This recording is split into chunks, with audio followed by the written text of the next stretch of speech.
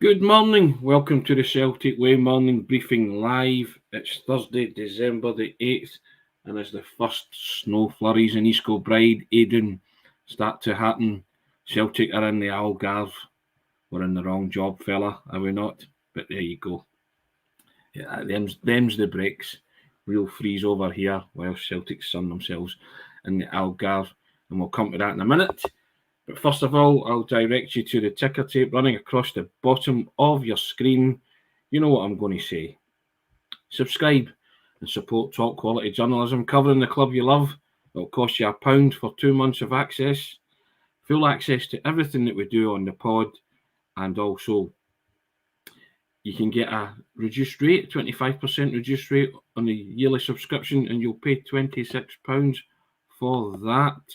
Aidan, that's a bargain if ever there was one. And all you have to do is hit www.celticway.co.uk/subscribe.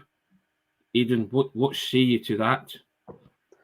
It's a really good offer, Tony, isn't it? And I mean, obviously, that will include everything sort of features, big interviews, such as the Celtic Way sit down, and the sort of articles that accompanied that you and Sean did with Martin O'Neill that I know everybody's really been enjoying. We've got tactical pieces up, such as the recent one that Stuart Ross did, comparing two transfer targets. So whether tactics is your bag or you prefer interviews, features, we've got you covered from all angles. So get yourself involved and subscribe to that deal if you're not already signed up. Indeed, and we thank all those who have subscribed already. So you know what to do. Just hit the button www.celticway.co.uk/subscribe. Thank you for that, Aidan. Excellent stuff. So we'll just put that down just now and we'll put it up near the end. Now, Aidan, Celtic are in the Algarve, as we say. They're playing Rennes in a closed door bounce game. Don't know what it is, kind of game, under the radar game on Saturday, and hopeful that Callum McGregor might get some minutes in that. Now, the inspirational captain has been the subject of some words from Scott Brown this morning in one of the newspapers, and Scott Brown has been bigging him up and praising him. And this is what he said, Aidan. Trust me, you can't underestimate the influence that Callum has inside that dressing room in terms of setting standards for the rest of the group. He certainly won't allow complacency to set in, and that's one reason why Ange Postecoglou will be delighted to have him back at this critical stage in the season. You need to make sure you maintain those standards and focus on the next game. It can be a mistake to look too far ahead of yourselves. Although they've got 2 cups there to be won, they want to make sure they challenge for them. Most importantly, they want to win the league, and they're obviously in a great position to do that at this point. They have to push on in the second half of the campaign, and having a guy like Callum back in there to drive things from the inside will be a massive help in achieving all of that. And so say all of us. Aidan, I don't think we could have put it any better ourselves. The baton was handed on when Brown left, and it was Brown that said that Callum McGregor was a captain in the making. Some eyebrows were raised because they didn't see it. Some supporters didn't see it, or some people on the outside didn't see it, but they've seen it now, haven't they? Yeah, he's more than sort of stood up to the challenge of being the captain, and I think this has probably been discussed to death at this point, but very much, a different type of leader to Scott Brown, or that's at least the impression I get anyway. Obviously, we're not in the dressing room, but I think McGregor's been a superb captain, and those comments from Brown are no surprise. If what he was saying, and I think Kieran Tierney said it in an interview as well. He did, In the last couple of years that he had no doubt. I think at the time it was just after the season got stopped by COVID when Kieran Tierney did the interview with Open Goal, I think it was, and he said he would have no doubt that Callum McGregor would be the next captain after Scott Brown if he was still at the club, sort of thing. And he obviously does have really good leadership qualities, and to boot, he's an absolutely brilliant player as well. So overall, that's definitely been one of the success stories of probably the Ange reign, was making him captain. Now, probably the flip side, some people would say, well, there wasn't really many other choices at the time, but that doesn't matter. I'm sure Postecoglou, if he really wanted to, given how aggressive his transfer policy was, could have went and brought in somebody and made them captain. We also heard all the rumours at the time about how Eddie Howe was going to bring in so-and-so if he'd get the job. So I'm sure if Postecoglou had an issue with McGregor being captain, he would have brought somebody in, but he's seen him in those first few weeks of training and was quite, after he got back from the Euros, and was quite happy to give him the captain's armband. So overall, he's been so positive in that role, and that's why I'm so glad that Celtic seem to have coped okay in his absence at the moment. But for big games coming up, such as away to Ibrox, League Cup semi-finals, you want to try and have the captain back. But no, McGregor's been an absolutely superb captain, Tony. We got a glimpse into him, didn't we, with those clips from the DVD, and he was giving those kind of speeches. You saw one at Hampden, I think it was during the League Cup final and stuff like that. And it has surprised you in that kind of sense, Callum, hasn't he, in terms of being able to rouse the troops like that, because it is maybe something that went undetected, but he certainly got he's got it as well to be able to raise the troops and get them, marshal them for big games. Yeah, the DVD footage was really good. I think the two sort of clips that were kind of put out in the sort of main public domain, if you didn't buy the special, was the ones that were involved in advertising the season tickets for last year. And I think, as well as Andrew's speech, there was McGregor speaking before the League Cup final and before the 3-0 victory against Rangers back in February. And he was giving a really, really good speech. You wanted to almost run through a brick wall for him. And that was just watching it, never mind playing. But yeah, he can obviously clearly give a speech as well. And you see sometimes in the huddles pre-match, maybe not if you're at the game, depending where you sit, obviously, or depending where you're at away games, etc. But if you're watching, sports scene or whatever coverage at night, quite often you can see when before he got injured, he was giving a big rousing speech, and everybody was sort of completely enthralled by it, which is what you want. And it does show you can obviously do all the different aspects of the game, which is ideal. Yes, lots of comments coming in. FS, first of all, saying leadership can very often be about setting a good example, and Callum does that. Definitely what you were saying, Aidan, there as well. And Ozzy was saying different style for sure, but Cal Mack fits the Ange Postecoglou system. Edward Wire was saying Bruni implying that Callum is not a sledger like he was. I mean, Bruni was so vociferous. I think that's why that people see it as different, And Brown Warrior saying superb footballer, superb captain. Callum's always led by example, and he's never hidden in games, even as a youngster. Breaking through, he always made himself available for a pass and never hid in big games. I think I would echo all those sentiments, Aidan, that the commenters have made there. And guys, we're going to have a Q&A session, so get your questions coming in, and myself and Aidan will do our level best to answer them. Got a couple already from, I think, Simon Thomas, but we'll get to them. But still touching on Callum, it's just good to have him back, isn't it? Hopefully he gets minutes, and Algarve, and you say he gets introduced to the fray before they go to Ibrox on January the 2nd. It's really important to have him back, Tony. Yeah, I completely agree with that. And given how strong the team have been performing, particularly domestically this season, out with that St Mirren game, on paper, some people might think, there's no need to rush him back. And obviously, you don't want him to return too early if he's still carrying a knock. But if he's completely fit, having Callum McGregor to come back into this team is... Yes.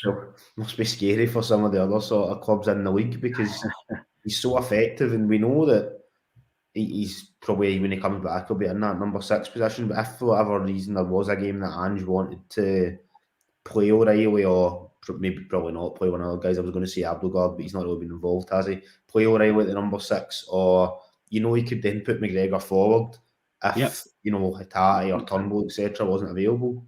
So he could come in and play a sort of variety of roles in the midfield, which is completely what you want. And it is, just to reiterate, it's great to have McGregor at least on the road back, and if he gets some minutes on Saturday, I'll be absolutely delighted. Yep. John Hill comes in. There's a comment here from John Hill saying Cal Mack's a good motivator, respect from other players, he's a winner. Agree with that. And Brown Warrior comes back in. Says the return of Callum will see a return of Ange Ball, because it's a fact that he is the key to Ange Ball playing from that deep role. He's the metronome at Celtic. Well, I always said that Scott Brown was a beating heart of Celtic when he was there, and I think Callum's just replaced him, and I think Callum is the beating heart of that Celtic team now. And David Ferguson saying Callum Mack was the perfect captain at the perfect time. Funnily enough, I think it's been a seamless transition. And you can underemphasise or overemphasise the role, but he has taken that armband with the minimum of fuss, Aidan, and got on with the job. And Celtic's success has been the proof in that, hasn't it? And Callum's driven them to that success. It has indeed, and I think probably a big part of how seamless the transition has been is there's not lots of players really over the course that were there before. Yeah. In terms of, between the season, the start of that COVID season, then the summer window when Ange came in, a lot of players left, a lot were brought in. So a lot of them will only have ever really known a Callum McGregor captaincy, except from the start of last season too, that would have known the previous Brown and Roderick. They've since left. Yeah. Obviously, there's players like James Forrest, Greg Taylor, etc., who were there under the previous regime, so they'll remember Brown as a captain. But overall, most of them will have only really known McGregor being in charge. So I think that's helped as well. You're not really have too many people probably thinking, oh, so and so did this a different way. They've only really known Callum McGregor at Celtic as being the sort of leader. I think that's helped as well. But his performances have been exceptional, and we could probably spend the whole half an hour, 40 minutes today talking about McGregor's performances. And obviously, we don't let go of our old ground, but some of the ways he's played since Ange came in have been exceptional. Probably highlights for a lot of people, probably that 3-0 game against Rangers back in February, also the 2-1 game at Ibrox. And then even this season, I actually thought a couple of the European games before he got injured, Real Madrid at home, I thought he played really well. Obviously had that shot that was unlucky not to go in and hit the post, but I'm sure I'm missing several there, but he was so important for so many games last season and the start of this season. That drive and run that he did at Ibrox right into the heart, which ended up with Top Logic equalising. I mean, Rangers took the lead 3 minutes, and within 7 minutes, Celtic were level, and that just epitomised him for me. It was like going to do something about it. And the way I think I mentioned it at the time, they didn't really actually celebrate that goal because I think they were so disappointed with the way they'd started. It was a question of, right, we're back in it, let's start to play. And after that, they did, and Callum was a big part of that. So, yeah, I mean, as you see, he picked out a few moments there, but there's lots of moments. His career is littered with those kind of moments where he stood up to the plate, and as you see, we could wax lyrical all day about him. He's been a star. So, nice segue into the first question from the Q&A, Aidan, and it's from Simon Thomas, and he asks, who do you think will be the star come the second half of the season, or who do you think will start come the second half of the season? Michael Ross is quick in with the answer. Said Haksabanovic. There you go. Do you think Haksabanovic is going to be that star, Aidan, or do you see someone else coming with a late run or a late charge, or just do you see the likes of Jota continuing on his rich vein of form, all that kind of stuff? I think if we're talking about, players who are already sort of really established names and that fans with views like the main stars, Jota, Kyogo, I think they're going to be massive contributors to the second half of the season, whether that's in physical stats in terms of goals and assists, or just playing massive parts in really big games, such as I mentioned, the upcoming derby, semi-final, potentially Scottish Cup, however that goes. I think in terms of established players, those two will be ones that the fans will sort of highlight. Matt O'Reilly as well. Probably Haksabanovic is a good one to touch on if you're thinking about somebody who he's made a really, really positive start, and he's probably established himself as a bit of a fan's favourite. But someone that will kick on even more and become like a really established name, that he'll become one of those players that you'll sort of think he's undroppable sort of thing. I think Haksabanovic will be the person that sort of falls into that category. And like I say, he's already been excellent, but he could be somebody that sort of makes the next step up. I think that was sort of a good shout from the comment on that. The exquisite finish against Ross County said it all, Aidan. Get that ball out your feet quickly and to bend it in the way he did. I mean, it was just a brilliant goal. Really, really well taken. But that quick thinking shows you there's more than a footballer in there. Under pressure as well, Tony. That one was just one each at a time. So yeah, of course, I known you needed a result and known that chances were coming few and far between in that game. But I just thought it was the hallmark of a player there, and just he keeps saying in every interview that he does, Haksabanovic, there's more to come. If there's more to come like that, then the Celtic fans will be well impressed, won't they? Yeah, definitely. He's been a really good signing, and probably one at the time that went a wee bit under the radar. Because I know he can sort of play really across that front three almost, and we've sort of seen him particularly in a couple of the European games that not playing as a 10, but he was maybe a wee bit more central. But overall, he's been brilliant, whether it's been off the wing or more sort of in the middle, maybe behind the striker sort of thing. And given how much depth Celtic already had in that position, Jota, Maida, Abada, even James Forrest, he's also came in and had a bit of a resurgence sort of for some games this season after maybe not really being involved last year or the year before that. So you would think, all on the wings or sort of in really that middle of the park where he had so much depth, but it shows you can never have too many good players, Tony, I don't think. Well, FS says, what's Haksabanović's most effective position and why? You've just touched on it there. He is effective in most of the positions that he plays, and I think that augurs well for Celtic. And when he's asked to do a job, he's more than capable, even of producing the goods. Yeah, I mean, he's got so many positive attributes. We know he's got a good eye for goal. I think is that 2 or 3 goals he's got now, and his touch is very good. He's skillful. He's maybe not the quickest player, but he's by no means slow. Do you know what I mean? He can cover ground as well pretty effectively. Good engine. I know a lot of them are generic terms, but I think they do kind of sum up a lot of his game because he can do so many things so well. In terms of his best position, it's probably a bit of a difficult one because Aaron just used him in a sort of few positions, so he obviously views him not as I don't want to say utility player because I know that's sometimes used as almost like a jack of all trades thing. Yeah. But he has a very, if you do want to use that phrase, a very, very good utility player because he can play across those sort of 3 positions, and he's probably a very effective player to have should you pick up a few injuries. Because you think I can just throw Haksabanović in there. Maybe I'm trying to think his actual best position because he's been really good on the wings. He's dangerous at creating chances as well as scoring. Probably a bit of a hard question, Tony. What's your thoughts? Well, I'm quite happy that I'm playing at any of those kind of forward positions, right, left, or through the middle, because he's shown he can. I think he's versatile in that sense, isn't he? So I guess I'm like you. When I see Haksabanović's name on the team sheet, I'm smiling. I'm not. It doesn't worry me, I'm like, that's great. He's clearly earmarked him to do something and do a role. And as I say, I get back to that Ross County goal. I just thought, I actually think that will be the making of Haksabanović at Celtic in terms of, every player has a moment when, the penny drops and everything. And I just think that was his moment, and he can relax now. He's got a couple of goals, as you say, and I think he was worried about that, and he keeps mentioning that his goal contribution can be more. It will be more because he's a talented boy, and I think that Ross County goal showed it, that exactly what he's got in his locker. Because to me, it's up there with one of the goals of the season in terms of its execution. That's just that was a difficult times, a difficult skill. He got the ball at his feet, and the way he bent it. I mean, that's the only way that ball could have got in, hitting a low shot at goal. And I just feel that I think that day he showed his quality and his class. And as I say, right wing, left wing, through the middle, I don't particularly care. I happen to agree with Simon Thomas that Haksabanović could well be the star of the show come the second half of the season for Celtic. But I'm not discounting the likes of Jota and Kyogo and Giakoumakis to upstage him in terms of goals, because these guys are tried and tested and proven. But Haksabanović maybe feels that there's more to come from his locker, and that excites me greatly.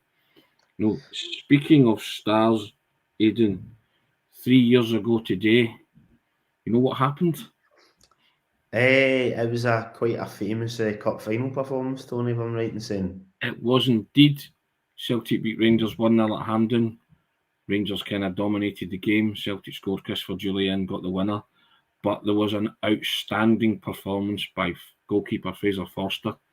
And my question, and I'm going to ask this to the viewers as well and the commenters, it's got to be up there with one of the best performances you've ever seen in a big game by a Celtic player.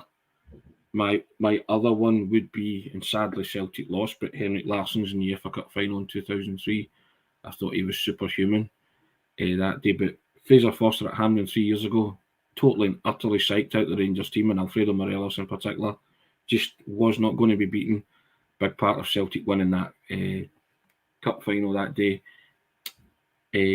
What was your thoughts on that, Aidan? Seeing as how you're old enough to remember that one, but maybe not so with Henrik Larsson, although you've probably seen the match in 2003 UEFA Cup final. But I always felt that there's that footage of Larsson after it, and he holds up the silver medal and he says, "I didn't come here for this."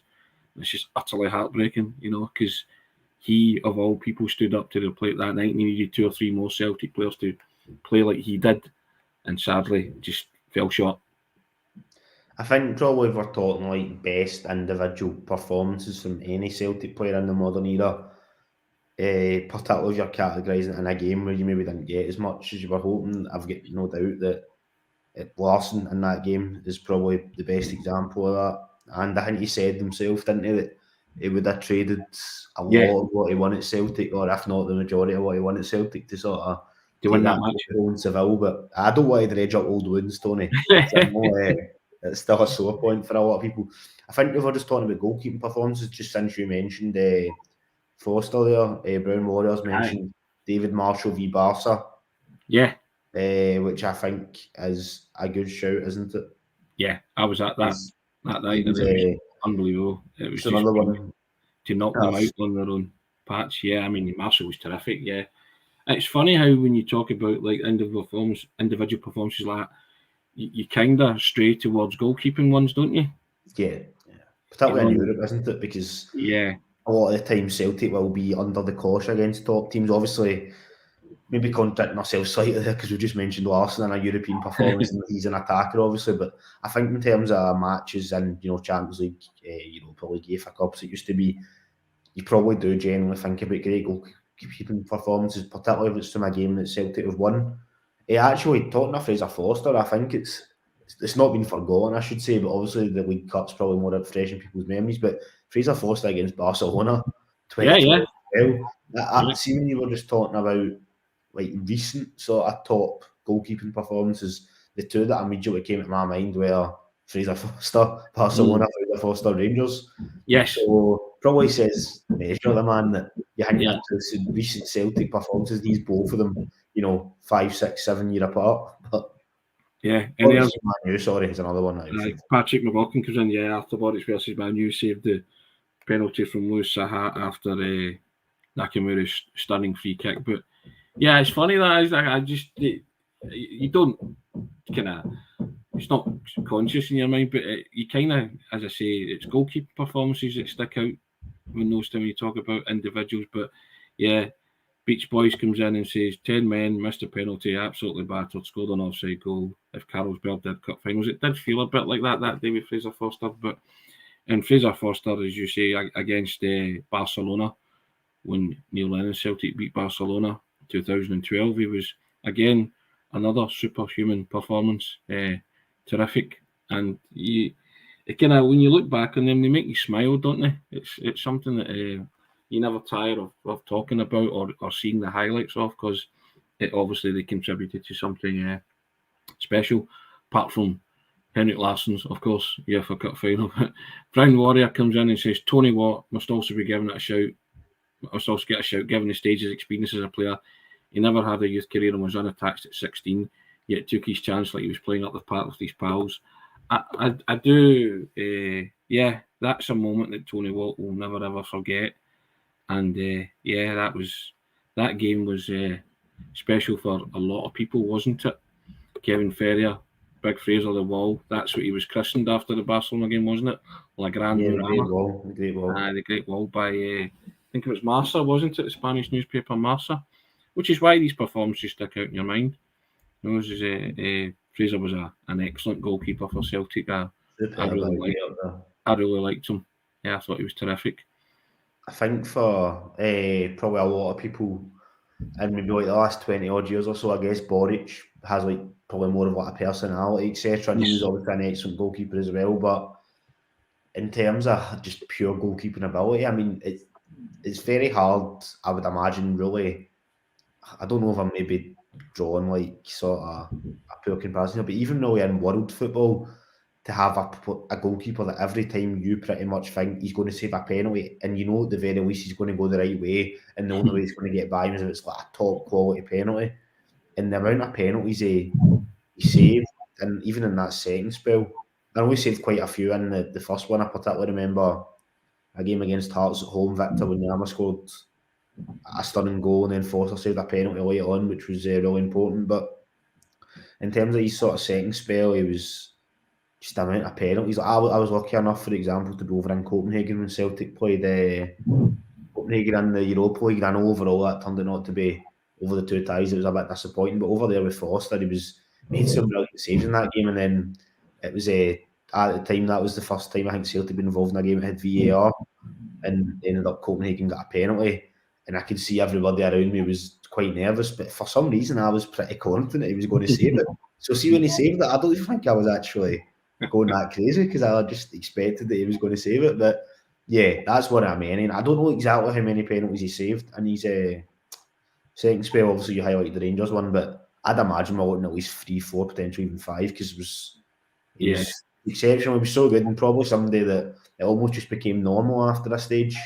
Yeah, that's what. And it wasn't until I got old ones again, Tony, but it wasn't until the next season, as we'll just call it, that probably realised how good Foster was.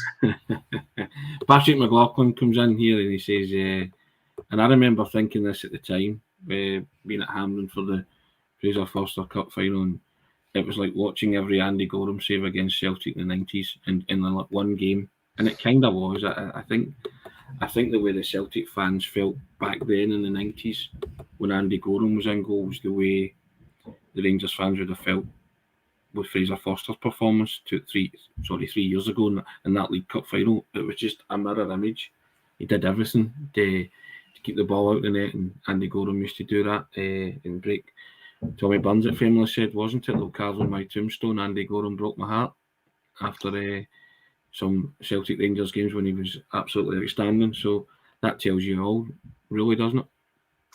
Yeah, it shows you how sort of strong performance it was from Foster, and I don't think I've ever seen anything like that. And I mean, I'm sure Celtic, for example, Joe Hart's had some really good games, and I'm sure they'll be. Sorry, I'm just going to the window. It's actually snowing here as well now. So, but I'm sure there'll be plenty of positive performances from goalkeepers in the future. But whether or not they'll be in a League Cup final against Rangers, when you're so under the cosh, down to 10 men, obviously Eduard, who was probably undisputably Celtic's best player at that time, I know he came off the bench to win the free kick for the goal, but he wasn't fit enough to start. It was Lewis Morgan up front. I don't know if you ever have something quite like that in that game. Again, I would say maybe you could have something that maybe top that, either goalkeeper had an really top performance against like a Barcelona or something, but whether or not you'll have it in that specific context, I don't quite know. Indeed, and as I say, somebody else mentioned David Marshall's performance in the new camp in Barcelona. He was outstanding. He was just excellent that night, and a brilliant memory for him as well at such a young age to actually go to the new camp and put Barcelona out of the UEFA Cup was just something incredible, really, Aidan, wasn't it? Yeah, it was, once again, Tony, sorry to say that, slightly before your time, Yeah, I was very much around, but probably not following the sort of inner workings of the club. But yeah, it's a game that my family and my dad, etc., spoke a lot about, and I've seen the highlights hundreds of times. Marshall was exceptional in that match, really. And I think, was it the year later he saved the penalty? I don't think Celtic won that game, did they? Or was it a draw? A year later he saved a penalty to Ronaldinho, or 2 years later? He did. Yeah, he did. Having that on the CV as well isn't bad. It's not the worst, is it? But hey, there you go. Like, even when there's quiet days, Aidan, we still manage to wax lyrical about the old leather belts, and we appreciate the comments coming in. Guys, if there's any other questions you want to fire in before we depart the scene, then please do. But you can't beat talking about things that happened in the past, Aidan, as well, and the recent past too. And looking forward to your captain coming back to marshal you for the rest of the season. It's all good news, isn't it? Oh yeah, there you go. B comes in, says after the World Cup in 1990, Packie Bonner was regarded as one of the best goalkeepers in the world. Or maybe that was because he was 12 and he believed that.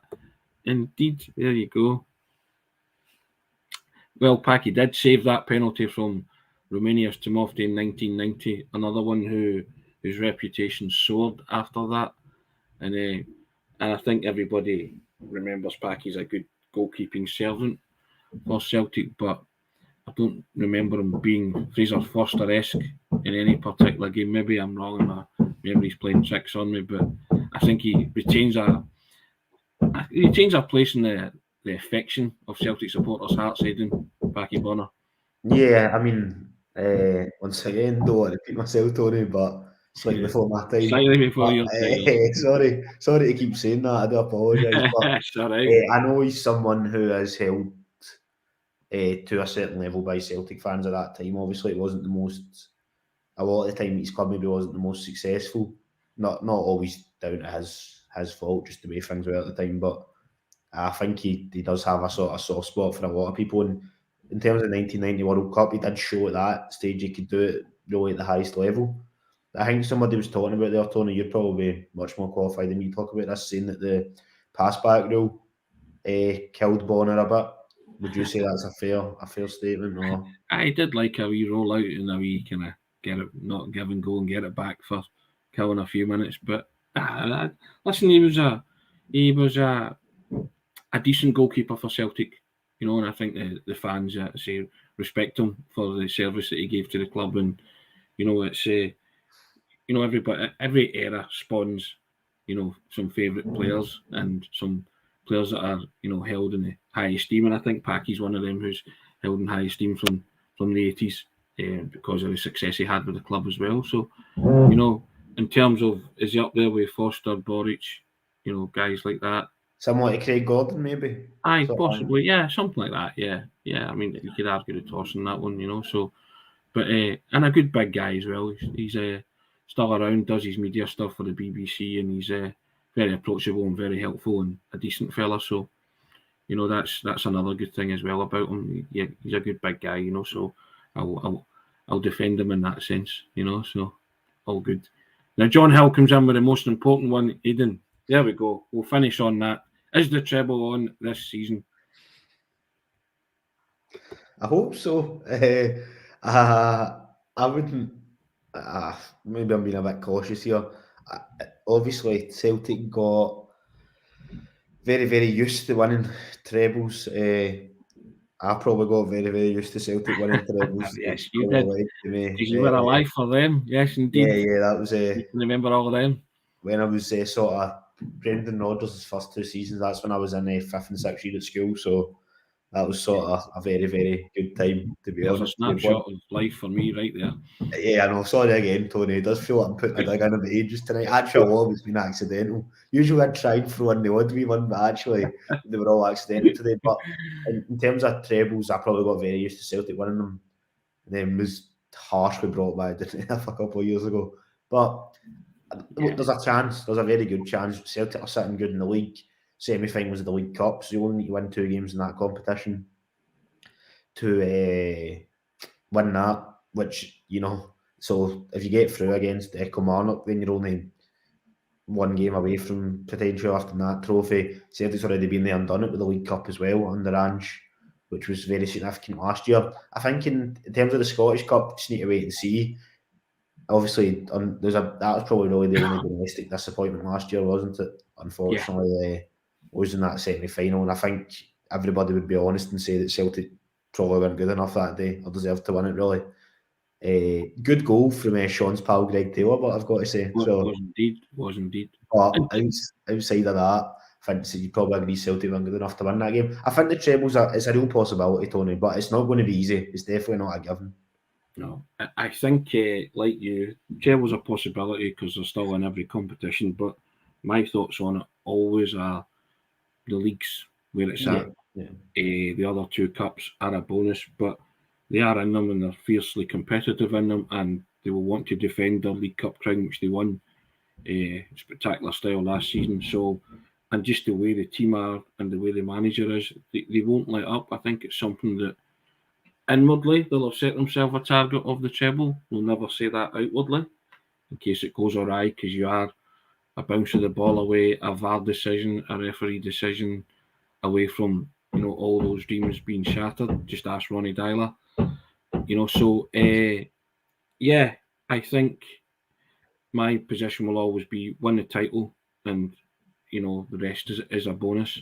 And specifically to win the title, given that the 2 years, last year and this year, leads to automatic entry into the Champions League group stages, then I think it's imperative.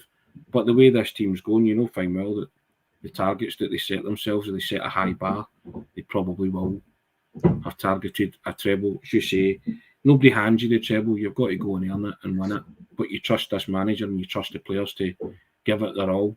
Fell just short last season, as you say, in the semi-final against Rangers. Can they go one better? Well, they're certainly equipped to do it, I think.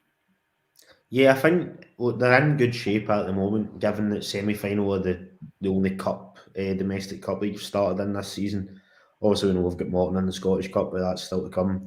They're 9 points clear in the league. So, and given they won a double last year, that there's evidence there they can go and win cups under Ange as well as the league, and there's sort of the motivation to go and do one better. So, well, it's very much a possibility, but it's not even a case of even if you avoid Rangers or something like that till the semis or whatever, or the final of the Scottish Cup, even if we just take that on its own, like you said, you can get a bad bounce of the ball or you just don't turn up in one of the earlier rounds. Sure. And I know Ange doesn't really stand for that, but the odd time it can happen. You've seen with that St Mirren game. Low average is like you're not going to win every game, and if one of them comes in the cup, then you can just get them done, sort of thing. But Celtic's recent record, over the last 6 or 7 years in the cup's been really exceptional, to be honest, Tony. Yeah. I know you even touched on Ronnie Dyle in his first season. He was unlucky not winning the treble as well. So we'll just need to wait and see. I'm sure the manager maybe has, and even if it's just him and his coaching staff, has set that as a sort of specific goal, thinking, one better than last year. But I wouldn't be wanting to make any sweeping statements about it. Maybe that's just me being overcautious, Tony. Well, one thing's for certain, complacency won't creep in at all. No. As I've said, the manager won't allow it. It's just the way they go about their business. So it won't be through the lack of trying. Sorry, Tony, I need to throw this comment up. Sean in the wardrobe thing. I apologise if you hear banging. I'm getting a new kitchen and I think it's directly below me where I'm sitting. So if you hear banging and that, I'm very sorry. But there you go. Yeah. Hope the wife likes her new kitchen, Tony. Yeah, at the minute I think I've got a ceiling and that's it, nothing else. But there you have it. Well, I'll keep you informed. But there you go. There's nearly 37 minutes of Celtic chat. You can't beat it, Aidan. Every day we do it. Can't beat it, Tony. Thanks, guys, for your comments today in the Q&As. We appreciate that. We appreciate the interaction. I'll just direct you to our deal that we've got going. There you go. There it is. The Merry Christmas deal, the festive deal that we've got. You can get 25% off the yearly subscription rate, which takes it down to £26. Or if you subscribe, you can get it costs £1 for 2 months of free access to everything that's written on the website. You can enjoy it all. As Aidan said at the top of the programme, it's all there, isn't it, Aidan? Stats, data analysis, you name it, big interviews, feature interviews, new stuff. It's all there at the click of a button, and you can join us. www.celticway.co.uk/subscribe. That's www.celticway.co.uk/subscribe. Thank you for everyone that's got involved, that has subscribed. If you haven't subscribed, do the right thing. Get involved. You know it makes sense. And all that left for me to say is, Aidan, thank you for that today. First class, my friend. Excellent stuff. Cheers, Tony. Any more digs at your old dad here in his age, we'll need to sort that out. But we're quite creative today, I thought, Tony. I think that's impetuosity of youth. I'll give you that. I'll bow to that today. But thanks for your contribution. Really appreciate it. Thanks, guys. We'll do it all again tomorrow, same time, round about 10ish, 10 past 10ish, something like that, whatever. We need to do some preparation, guys. You know how it is. But yeah, thanks for that. Thanks for everything. Take care. All the best.